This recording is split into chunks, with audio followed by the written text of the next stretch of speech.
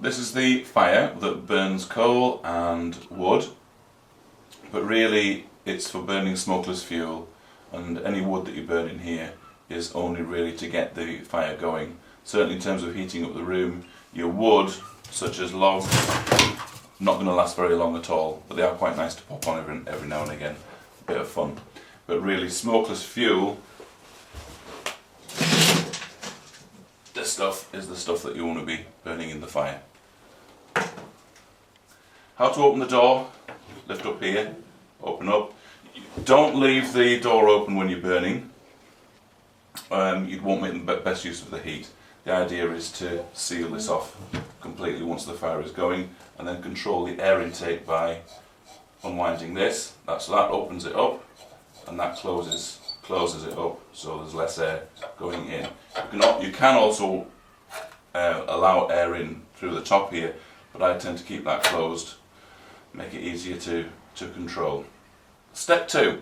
I'm now going to show you how to clean the stove out ready for preparation. Dead easy. There's a little handle down here. Keep the door closed while you do this. Grab the handle here, which should be cold because the fire hasn't been on. If it is hot, you can use this and just hold it on there. But usually doing it by hand is enough. And the idea is just to give it a good rattle. You might need to tighten it up a little bit by turning it this way. Give it a good rattle like this, and that allows all the ash to fall down into the ash pan below.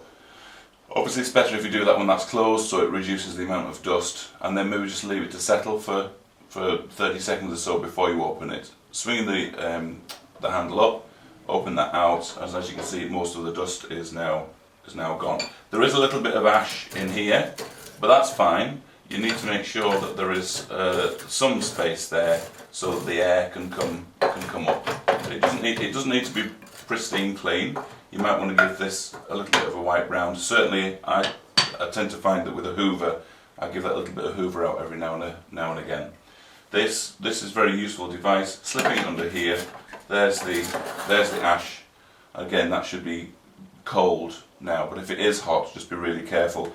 There is a cast iron piece there that you can put that onto, but please be very careful with that. Also, you'll find that some fumes come off this if you're not careful, so really it's better if it comes out of the stove when it's cold.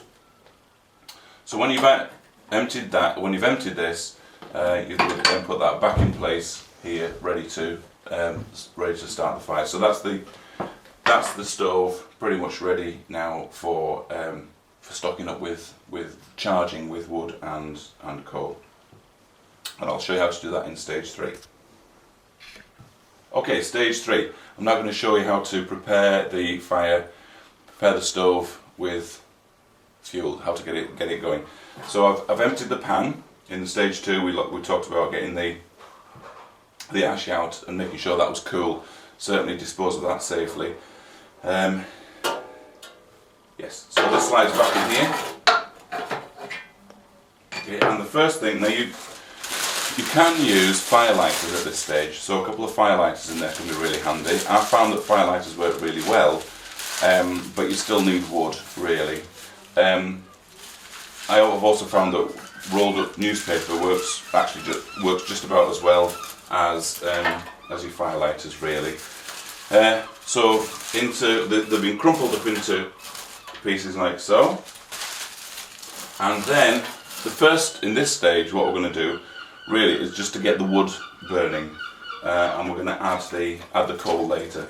So to get the wood burning onto the paper, you need to be putting some fairly thin pieces of wood. So those can just be laid on top here. This might seem like it's taking an awful long time to do, but actually once you get used to doing it, it only takes a few moments, and it's good fun as well, actually. So some thin pieces of wood to start with, and then on top of the thin pieces, some thicker pieces of wood.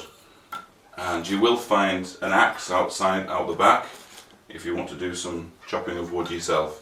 So the idea of this stage is simply to get the wood burning with some spare piece of wood then going back into the basket.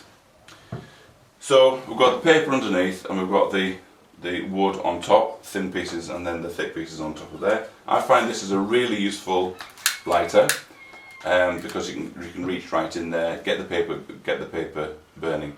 So what I'm going to do now is I'm going to light the paper, and you would see if we just lit the paper and left the door open like this, that it would gradually get going. But what I'm going to do is I'm going to light the paper, and then I'm going to close the door, not fully. I'm going to close it about half an inch open, and you'll see that as you close it, the paper will start to burn faster. The heat starts to draw the air through, and that's really good. It really gets the wood burning nice and quickly. Once the wood has got burning, we've got a nice fire established with wood. That's when I'm going to put the coal on, put the smokeless fuel on. That'll be in the next stage. Okay, so I'm going to light the paper underneath here. At this side, I'm going to light it in a couple of places. As you can see, that's getting going fairly slowly. But as soon as I close the door, start to close the door, you'll see the fire start to pull like this. I'm going to open this up as well, so there's plenty of air coming in underneath. So you just find the right angle, or the right point there where the stove is now starting to suck the air in and get that fire going. Hi, welcome back. This is stage 4, and in the last stage we cleared the stove ready. We put paper in, put wood on top, and we lit the paper. We've left the door open slightly, so that the stove is now drawing air in through here and through the edges of the door as well. This is closed right now, but you can always experiment and try opening that and just see if there's any effect. There's nothing to be lost by that, but just watch your fingers because that will be getting hot. I'm going to open the door now so you can see that the fire is getting going. The wood is starting to burn nicely. You can hear it crackling as well. But you can see as soon as I open the door, it's slowed down a wee bit. So I'm going to let that brew a little bit longer. Again, you'll see what position that you want the door to be in by the sound of the roaring and the amount of flame that you've got there. Now the next option, once the fire gets going, the next option is to either just throw some coal on. You could either just shovel that on, but again I tend to do that fairly carefully so that I don't put that fire out. What I tend to do is to use some gloves to simply pick up the coal and to throw that in. So for example, this is one way of doing it. Take some coal, open the door, pop it in there, like you would a potato on a campfire. And you can just, if you're feeling a little less adventurous, just throw that in. So that's one way of doing it. If you're going to throw the coal en masse, so quite a lot of coal, then just be careful about where you throw it. Again, when you've experimented a while, just going to give that a little rattle. I'm just doing that to let the paper get dispersed a little bit, so the ash from the paper to fall down into the pan. But there's a good fire going now with the wood. It's getting pretty warm in here now. So that's a good time, really good time to start putting some coal on. Not too much, because if you put too much on, then it will smother. It'll smother the flame. Okay, so to put the coal on, just opening the door nice and wide. Take your coal shovel and just a little bit on there. As I say, not too much, because once the coal, and closing that door up again fairly quickly. And even if you've only got a few bits of wood burning now, that whole thing is now going to get going. I would leave the door open. Again, you can perhaps see that the flames are drawing nicely. I would be leaving that open until the wood again has got burning quickly again, and that even just 2 or 3 bits of coal, once they've caught and set light, they will then spread to the rest of the coals as well. Now all of that has taken us about 10 minutes or so, and I guess it might seem a bit protracted because I've gone into it in detail, but once you get used to doing that, it's pretty straightforward. It's fairly easy to do. And it's not too messy either, really. The ash, the cold ash, is the biggest mess, really. The coal can be a bit dirty, but it's fine too. You'll find more coal out in the back garden. Okay, I think that's pretty much it. The next phase will just come back and show you the fire when it's in full flame, and give you an idea as to how to control that, how to manage the temperature of the room. But that, I need to leave that now for a good 10-15 minutes for it to get itself going. Let me just show you that again as I open the door. You'll see that the wood is burning nicely.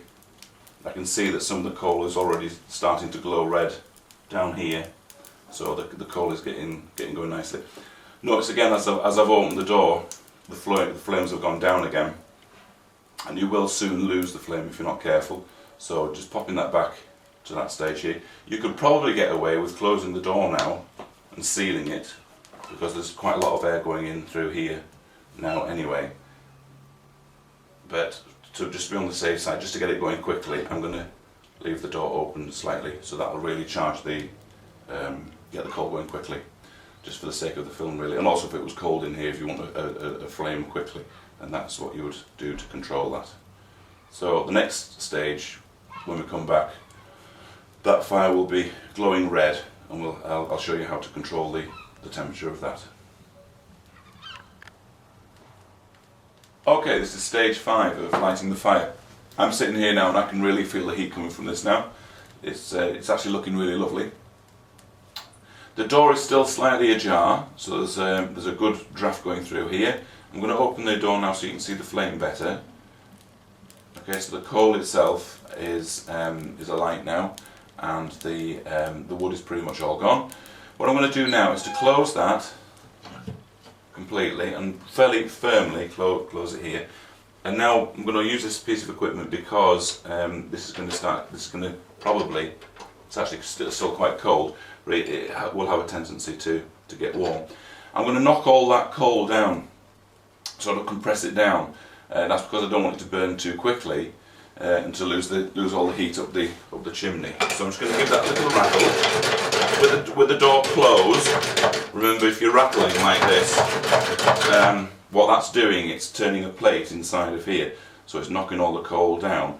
If you're doing that, it will produce gases and dust, so you really need to have this closed when you're doing that.